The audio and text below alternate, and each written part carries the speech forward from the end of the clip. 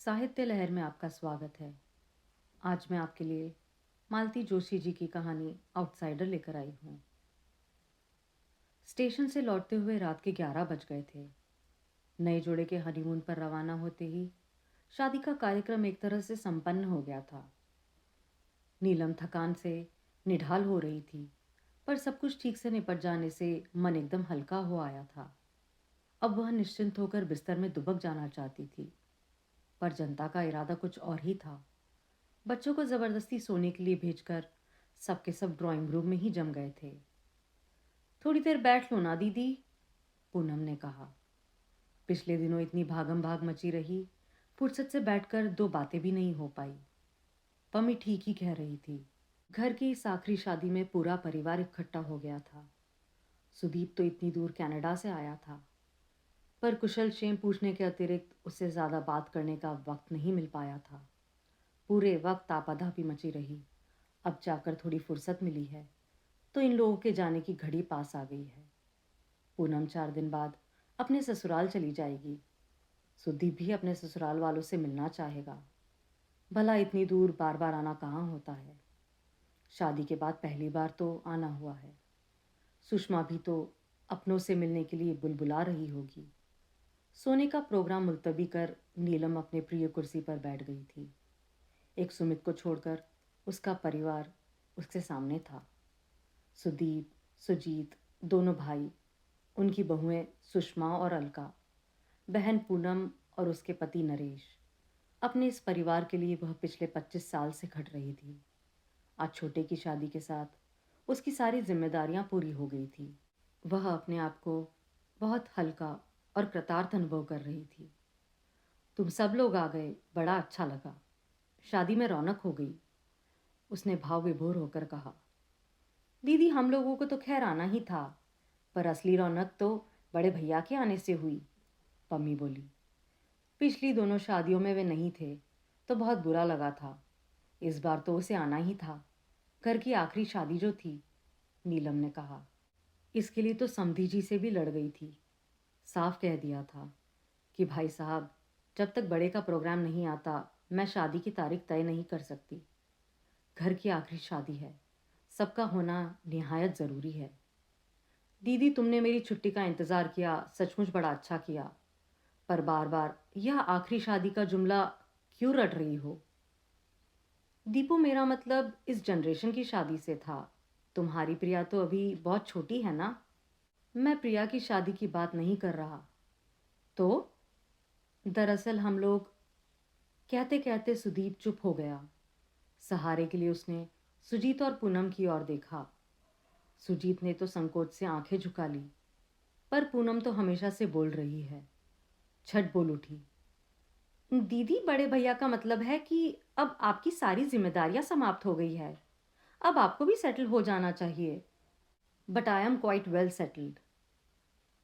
उनका मतलब है अब आपको भी शादी कर लेनी चाहिए। पम्मी, तुम पागल तो नहीं हो गई? नीलम ने बहन को बुरी तरह डपट दिया। उसे सचमुच गुस्सा आ रहा था। भला यह भी कोई बात हुई? सामने घर के दामाद बैठे हैं, बहुएं बैठी है, उनके सामने इस तरह की बचकानी बातें कहनी चाहिए भला? यह तो अच्छा हुआ जो सुमित और नेहा चले गए, नहीं तो वह नई लड़की अपने मन में क्या सोचती। छी, अभी वो अपनी शर्म से उभर भी नहीं पाई थी। नरेश बोल उठे। दीदी, पम्मी ठीक कह रही है। यह सिर्फ उसके या बड़े भैया के मन की बात नहीं, हम सबकी यही इच्छा है। इस घर के लिए आपने इतना कुछ किया है, एक तरह से अपनी पूरी जिंदगी ही होम कर दी है। इसलिए सब चाहते हैं कि अब आप भी इत्मीनान की, आराम की ज़िंदगी बसर करें। आप नहीं जानती कि अपनी गृहस्थी में रच बसने के बाद भी इन सबके मन में एक अपराध भूत पलता रहता है, एक कांटा सा हरदम चुभता रहता है। पम्मी तो पता नहीं कितनी बार कहती है कि काश दीदी का घर बस जाता। अब घर के दामाद को तो डांटा नहीं जा सकता, इसलिए फीकी सी हंसी हंसकर नीलम ने कहा। मैं तुम लोगों की भावना समझती हूँ नरेश, पर घर बसाने की भी एक उम्र होती है। होती क्यों नहीं, ज़रूर होती है, पर आप अभी उस उम्र के दायरे में हैं। वो तो शुरू से ही आप सबकी गार्जियन बनी हुई है। इसलिए आप अपने आप को बुजुर्ग समझने लगी है। नहीं तो 45 भला कोई उम्र होती है? आप चाहें तो अब भी आपके लिए दर्जनों प्रस्ताव आ सकते हैं। नीलम ने कोई जवाब नहीं दिया। ऐसी बचकानी बातों का कोई जवाब भी क्या दे। उसने तो उसे महज मजाक समझा। वह लोग सचमुच दर्जन भर प्रस्ताव बटोर लाए थे। लगा छोटे की शादी का तो बहाना था। वे लोग शायद इसी अभियान के लिए इकट्ठा हुए थे। उन लोगों की गुपचुप खिचड़ी पकती रही और उसे कानों कान खबर तक नहीं हुई। उसे तो तब पता चला जब एक लंबी चौड़ी लिस्ट उसे थमा दी गई। फिर भी उसने इस बात को गंभीरता से नहीं लिया। केवल मनोरंजन के लिए वह पूरा ब्यौरा पढ़ रही थी। उसे हंसी भी आ रही थी और आश्चर्य भी हुआ कि लोग कैसे कैसे विपरीत परिस्थितियों में भी शादी का शौक पाल लेते हैं। उसे फुर्सत से विचार करने के लिए कहा गया, पर सुदीप और सुषमा दूसरे ही दिन उसके कमरे में आ धमके। उन्हें शायद सबसे ज़्यादा जल्दी थी। कनाडा जाने से पहले सब कुछ तय करके जाना चाहते थे। उनके पीछे पीछे सुजीत भी आ पहुंचा। लगा कि दोनों भाई दल बांधकर उस पर हमला करना चाहते हैं। थोड़ी देर इधर उधर की बातें होती रही। फिर सुदीप ने एकाएक पूछ लिया, दीदी तुम्हें वह लखनऊ वाला प्रपोजल कैसा लगा? कौन सा? वह अवस्थी जी वाला? ना बाबा, शादी के तुरंत बाद नानी बनने का अपना कोई इरादा नहीं है। तो वो बरेली वाले को देख लेते हैं ना, सुषमा ने सुझाव दिया। उनके 2 बेटे ही हैं शायद। वे भी अभी छोटे हैं और उन बेटों को हॉस्टल में रखने की तैयारी है, सुदीप ने जानकारी दी। इसी को कहते हैं हिपोक्रेसी। इधर तो यह प्रचार करेंगे कि हम सिर्फ बच्चों की खातिर शादी कर रहे हैं और फिर उन बच्चों को हॉस्टल में ठूस देंगे। ऐसे दो मुँहे लोग मुझे सख्त नफरत है। जाने दो, बरेली वालों को गोली मारो, सुजीत बोला। मुझे तो नरेश के जीजाजी वाला प्रस्ताव बहुत अच्छा लगा। एक तो महाशय डिप्टी कलेक्टर हैं और दूसरा थोड़ा बहुत लिखने का शौक रखते हैं। He will be perfect companion. उन्हीं की बात कर रहे हो ना, जिनकी लड़की ने आत्महत्या की धमकी दी है? अरे क्यों मेरे सर हत्या थोपना चाहते हो? अरे उन धमकियों से कुछ नहीं होता दीदी। पम्मी की सास ने भी तो कहा था कि अगर यह शादी हुई तो मैं मिट्टी का तेल छिड़क लूंगी। पर क्या हुआ? 2-4 साल मुंह फुलाए रही। अब सब ठीक चल रहा है। जीतू, किसी दिन फुर्सत मिले तो पम्मी से पूछना यह 2-4 साल उसने कैसे काटे हैं। एक तो वह शुरू से ही दिलेर है, फिर प्यार का जोश भी था, इसलिए सब कुछ हंसते हंसते झेल गई। वैसे भी कच्ची उम्र में सहना आसान होता है, पर इस उम्र में इतना तनाव मैं नहीं झेल पाऊंगी। 20 साल की उम्र से मैदान में खड़ी हूँ। परिस्थितियों से लड़ते लड़ते तंग आ गई हूँ। थक कर चूर हो गई हूँ। अब जाकर थोड़ा सुस्ताने का मोहलत मिला है। मैं इस मोहलत को भरपूर एंजॉय करना चाहती हूँ। यह मत समझना कि मैं तुम्हारी भावनाओं को नहीं समझती हूँ। समझती भी हूँ और कदर भी करती हूँ। मेरे लिए इतना सोच विचार करने की सचमुच ज़रूरत नहीं है। अब मैं सिर्फ शांति चाहती हूँ। शांति और आराम, बस। इससे ज़्यादा कुछ नहीं। थैंक्स। तीनों अपना सा मुँह लिए उठ गए। कमरे से बाहर 2-4 कदम ही गए होंगे कि सुषमा बोल पड़ी, मुझे मालूम था वे मना कर देंगी। इतने दिनों तक इस घर में बॉसिंग करती रही है। ससुराल में डांट डपट सहनी पड़ती है। उनके बस की नहीं है ये। क्या बात करती हो भाभी? अब इस उम्र में उनसे कौन डांट डपट करेगा? औरों की ना सही, पति की तो सहनी पड़ती है। उनकी जी हजूरी करनी पड़ती है। अनचाही ही सारी बातें नीलम के कानों से टकरा गई। उसने सोचा, सुषमा ठीक ही कह रही है। इतने दिनों तक इस घर पे एक छत्र शासन करने के बाद अब वह किसी का शासन स्वीकार नहीं कर पाएगी। शादी के इस पहलू पर तो उसने सोचा ही नहीं था। अच्छा ही हुआ जो यह किस्सा शुरू होने से पहले ही उसने ख़त्म कर दिया। पर कहाँ, 24 घंटे भी बीते नहीं थे और पूनम ने उसे घेर लिया। उसने तो प्रस्ताव में समय भी बर्बाद नहीं किया, सीधे ही बोलना शुरू कर दिया। भैया भाभी बता रहे थे तुमने शादी से साफ मना कर दिया। तो और क्या करती? तुम लोगों को पागलपन का दौरा चढ़ा है। मेरा दिमाग तो सही है। पम्मी कुछ समय चुप रही, फिर धीरे से बोली, तुम हमेशा अपने ही ढंग से सोचती हो, कभी औरों की दृष्टि से भी सोचा करो। क्या मतलब? तुम नहीं जानती, इन लोगों के मन में, खासकर सुजीत और अलका के मन में भार सा बना रहता है। अलका कहती है, हम तो जिंदगी को ठीक से एंजॉय भी नहीं कर पाते। एक अनब्याही ननंद का साया हमेशा हमारी खुशियों पर मंडराता रहता है। सो सैड, नीलम ने हंसकर कहा। भाई, अपनी अलका रानी को समझा देना कि मेरे लिए इतना परेशान होने की ज़रूरत नहीं है। मेरी ज़िंदगी की किताब से वह पेज बहुत पहले ही फाड़कर फेंक दिया है जिन पर शादी की इबारत लिखी हुई थी। दीदी, क्या वह पेज फिर से जुड़ नहीं सकता? पम्मी, तुम नहीं जानती अरमानों को दफन करना कितना असहनीय होता है। उन्हें वापस चलाना तो शायद और भी पीड़ा देगा। और मुझे डर है कि अगर मुझे मजबूर किया गया तो मैं सपनों के टूटे हुए सिरे को वहीं से उठाना चाहूंगी जहां छोड़ा था। मैं समझी नहीं दीदी। पम्मी, मेरी उम्र चाहे जो भी हो, पर मेरे सपने अभी भी किशोर है। मेरे भाई लोग जैसे एंटीक पीस मेरे सामने परोस रहे हैं, उनसे इनका कोई मेल नहीं है। दीदी, ट्राई टू बी प्रैक्टिकल। अगर तुम्हारी शादी समय से हुई होती तो हमारे जीजा जी की भी यही उम्र होती आज। समय से शादी नहीं हुई, यही तो परेशानी है पम्मी। पति पत्नी साथ साथ बुढ़ाते हैं तो कोई फर्क नहीं पड़ता। उस लंबी यात्रा में इतनी सारी चीजें जुड़ी रहती है कि उम्र का एहसास पीछे छूट जाता है। तुम्हारी बात तो मेरी समझ में ही नहीं आ रही है, तो समझने की जरूरत भी नहीं है। मैंने भी तो तुम्हारे प्रस्तावों को मजाक से ज्यादा कुछ नहीं समझा। दरअसल अब शादी की बात मन से उतर गई है। तुम लोगों ने यह विचार फिर से जगा दिया है तो सोचूंगी। कोई सही आदमी मिला तो बता भी दूंगी। पर अब इस उम्र में मैं कोई रिश्ता ज़बरदस्ती नहीं होना चाहती। सॉरी। एक बात और थी दीदी। अब क्या रह गया? तुमने इस घर को लाख अपने खून से सींचा हो, पर यह घर कभी तुम्हारा रहा ही नहीं है। तुम हमेशा यहाँ आउटसाइडर ही रहोगी। क्या बात करती हो? मैं सच कह रही हूँ दीदी। अभी तो तुम्हारे पास अपनी नौकरी है, इसलिए कोई फर्क नहीं पड़ता। पर कल को जब तुम रिटायर हो जाओगी तो तुम्हारी हैसियत इस घर में एक फालतू सामान सी रह जाएगी। तब तुम्हें मेरी बात याद आएगी।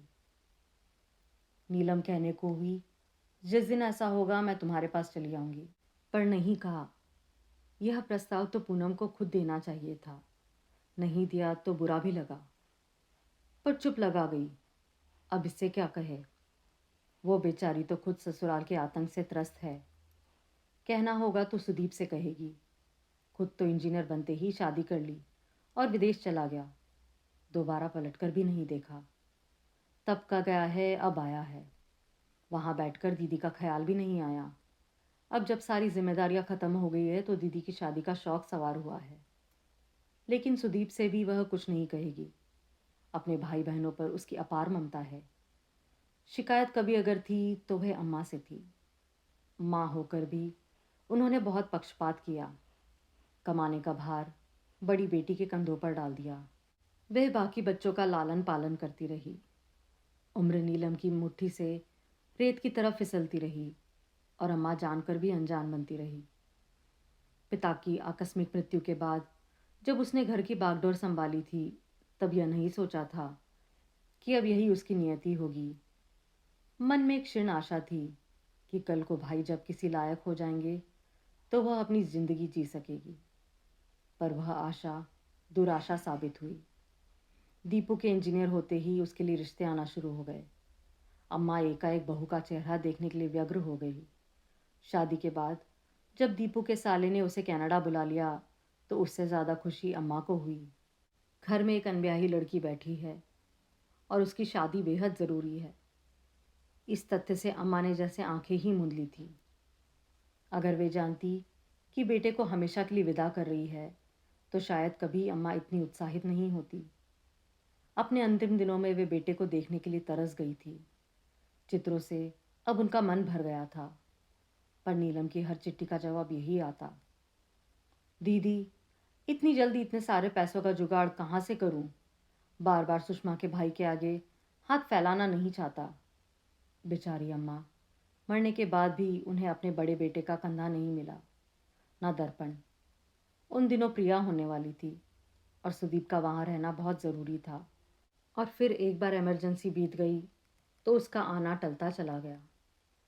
सुजीत बीकॉम करके बैंक में लग गया, पर उसका सामर्थ्य इतना नहीं था कि वह पूनम की शादी भी करता और सुमित की मेडिकल की पढ़ाई का खर्चा भी उठाता। इसलिए नीलम को मोर्चे पर खड़े रहना पड़ा।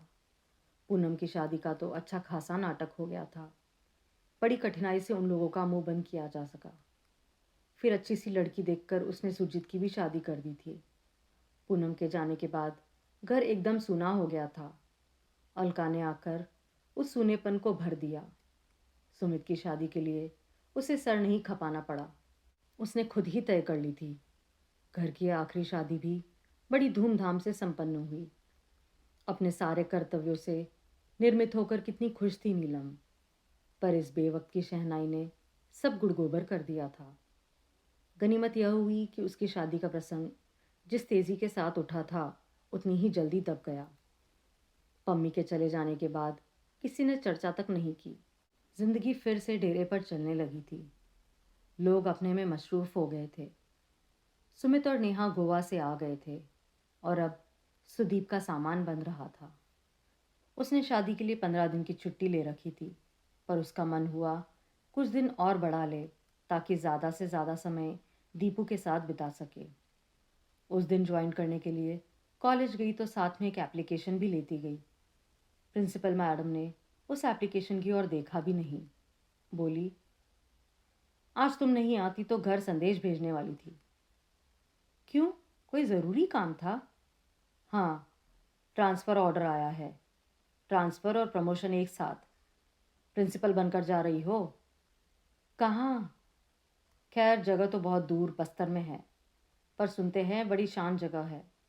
कॉलेज भी नया नया है तो ज़्यादा समस्या नहीं होगी। लेकिन मैडम, अरे भाई, अब क्या परेशानी है? अब तो तुम्हारी सारी जिम्मेदारियां ख़त्म हो गई है और भगवान की दया से you are a free bird now. तुम्हें तो अब ऐसे चैलेंजेस खुशी खुशी स्वीकार कर लेने चाहिए, बल्कि आगे बढ़कर लेने चाहिए। सो तो ठीक है मैडम, पर मुझे नहीं लगता मेरे भाई लोग मुझे इतनी दूर भेजेंगे। देख लो, मुझे लगता है बार बार प्रमोशन रिफ्यूज़ करना ठीक नहीं है। मेरा ख्याल से यह तीसरी बार हो रहा है। मैडम फिर अपनी फाइलों में व्यस्त हो गई। छुट्टी की एप्लीकेशन उनके सामने सरका कर वह लौट आई। घर आते हुए रास्ते में उसने ढेर सारी खरीदारी की। सुदीप के लिए खादी का सूट लेंथ और कुर्ते पजामे, सुषमा के लिए कोसा और चंदेरी साड़ी, और प्रिया के लिए सब प्रांतों की गुड़िया का पूरा सेट लिया। घर पहुंचकर अपने कमरे में जाने के बजाय वह सीधे दीपू के कमरे की ओर चली गई, परंतु पैर दरवाजे में ही ठिठक गए। भीतर देवरानी जेठानी का प्रेम आलाप चल रहा था। अलका कह रही थी, आप तो लकी है जीजी, फुर्से उड़ जाएंगी। यह नेहा भी 4 दिन बाद छोटू के साथ बैंगलोर चली जाएगी। उम्र कैद तो हम लिखवा कर लाए हैं, सो भुगतेंगे। क्या करे भाई, हमने तो बहुत कोशिश की, पर वे टस से मस नहीं हुई। अब यही समझ लो कि वह हमारी ननद नहीं, सास है, और उन्हें हमेशा हमारे साथ ही रहना है। नीलम तो जैसे काठ हो आई थी। उसे अपने कानों पर विश्वास नहीं हो रहा था।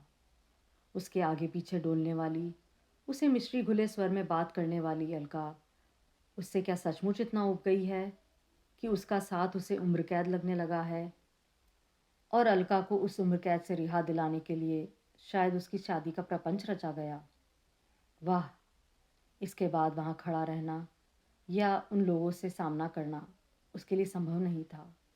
वह दबे पांव अपने कमरे में लौट आई। इतनी देर तक हाथ में थामा हुआ सारा सामान उसने पलंग पर पटक दिया।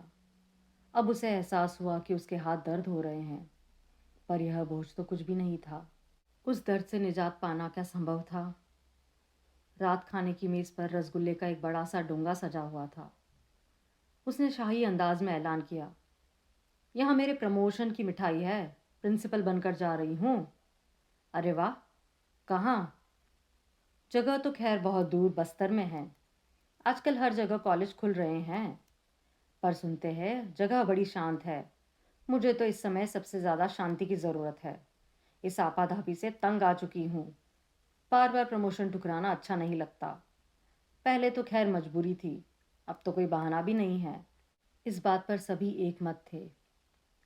रात बिस्तर में लेटी हुई वह दिन भर की घटना का मन ही मन जायजा ले रही थी। दोपहर में उसने प्रिंसिपल मैडम से कितने दर्द के साथ कहा था, मेरे भाई लोग मुझे इतनी दूर नहीं जाने देंगे। पर कहाँ, किसी ने भी तो प्रतिवाद नहीं किया। मम्मी ठीक ही कह रही थी, बल्कि उसने तो रिटायरमेंट के बाद की बात कही थी। पर नीलम को लग रहा था कि घर में उसकी हालत अभी से किसी फालतू सामान की सी हो गई है। आप सुन रहे थे मालती जोशी जी की कहानी आउटसाइडर। अगर आपको ये पसंद आए तो प्लीज़ मेरे चैनल को लाइक शेयर और सब्सक्राइब ज़रूर कीजिए और कमेंट बॉक्स में अपने सजेशन शेयर कीजिए। धन्यवाद।